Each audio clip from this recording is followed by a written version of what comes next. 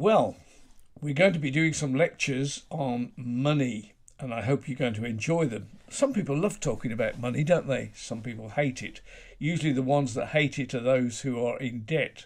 I did know somebody who used to pile all their bills, and they would look at the envelopes as they came through the post and say, oh, that's a bill, and they'd put them on a shelf and promise themselves that they weren't going to look at them.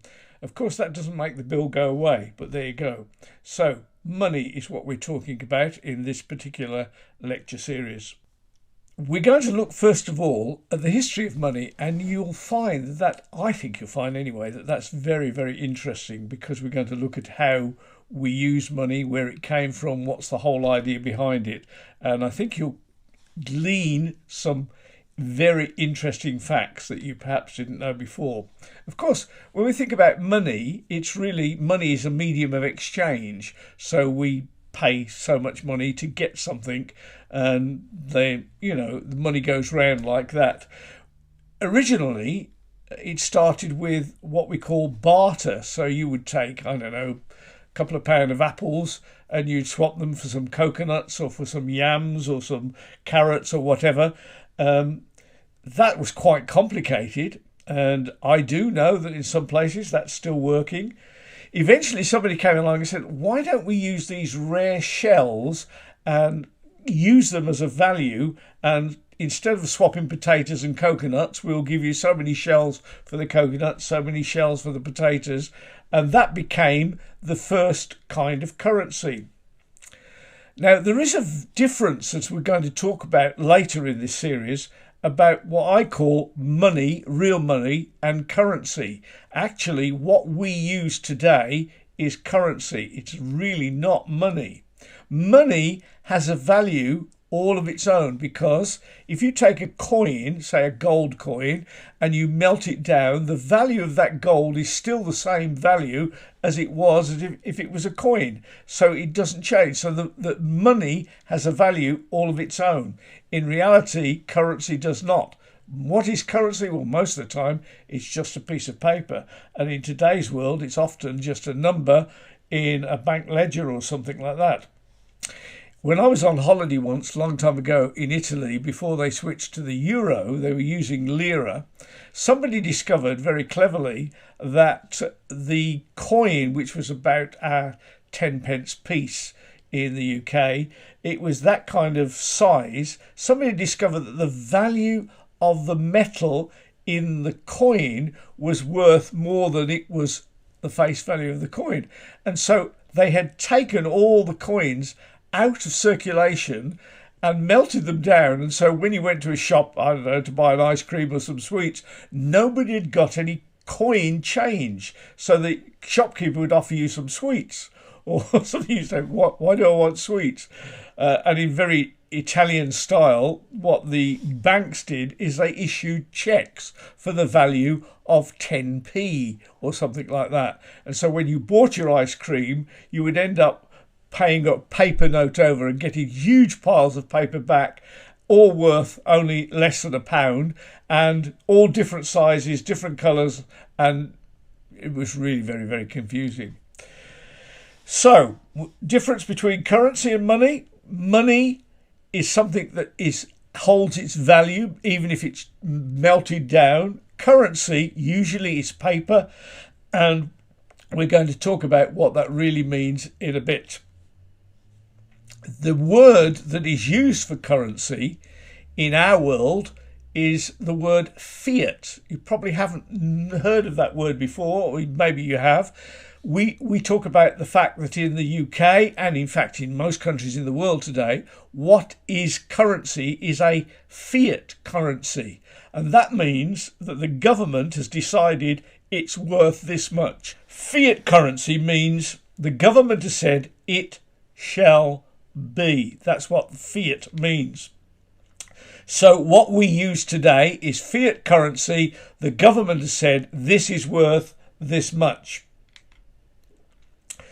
So barter, depending on what you owned and what you'd got and what you could exchange. Barter, of course, was one of the earliest forms of exchange, as we've said, and it dates back probably 5,000 years. And really, people think that it was probably implemented in Mesopotamia. And that's the first sort of record of civilization and how they exchange goods. The shells that we talked about, they were rare shells, and you can see them in some museums even today. They were very, very pretty, very useful, and people would use them as, instead of money, but they were the money, and they would use them to exchange things. They were actually called cowrie shells, and you can find them mostly in places like the Maldives and Sri Lanka.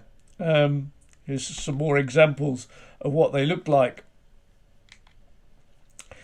A very interesting way of making money or using money.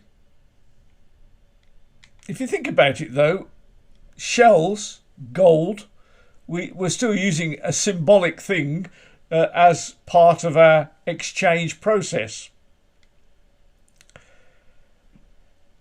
You can see some of the examples here of those shells that were used for money.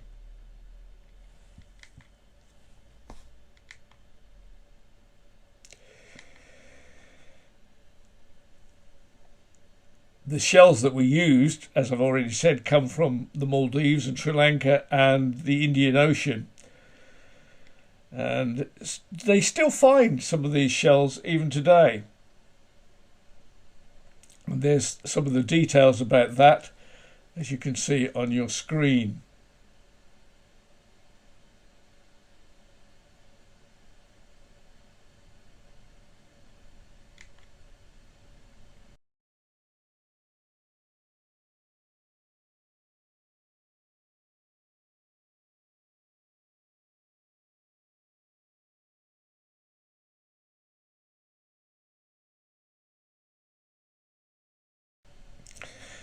Even the Chinese used shells around the 16th and 18th century, and there's an example of some of their Chinese shell money.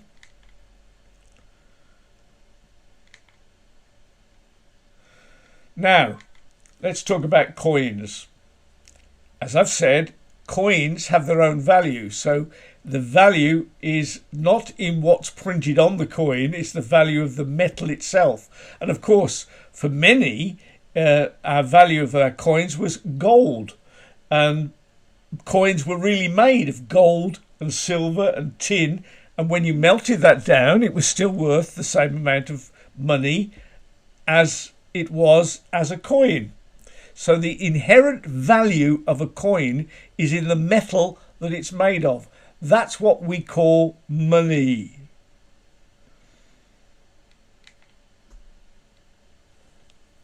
I already told you about my holiday experience in Italy and the lira. You can read that there now.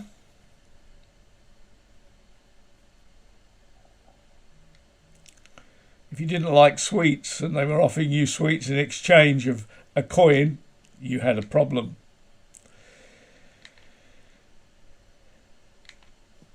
So, let's get it into our heads. Money and currency are actually different. What we use in today's world is currency. Money has a value all of its own. Currency is usually paper, oftentimes these days just money, and it's just a medium of exchange. It's a fiat currency. The governments have said it shall be. This is its value. And that's a strange thing, isn't it? Because fiat currency can lose its value, because originally even fiat currency was backed by something, not shells, but in our modern world it was usually backed by gold.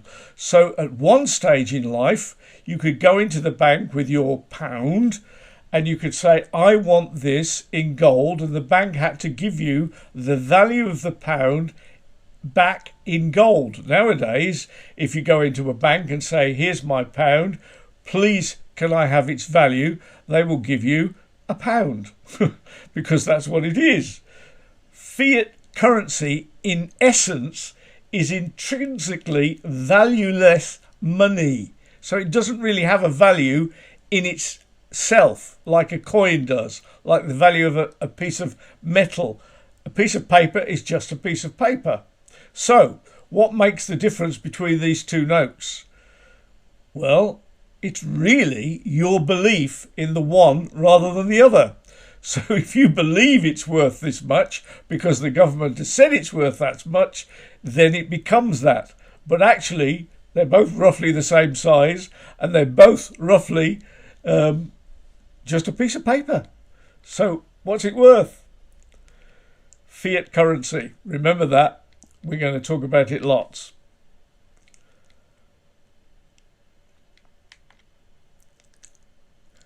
Okay, that ends us up today with what we're talking about in terms of a beginning of the history of money. Next, I would want you to do your self-test, and then you will have some more details and a final mastery test which you'll have to send to me. Enjoy.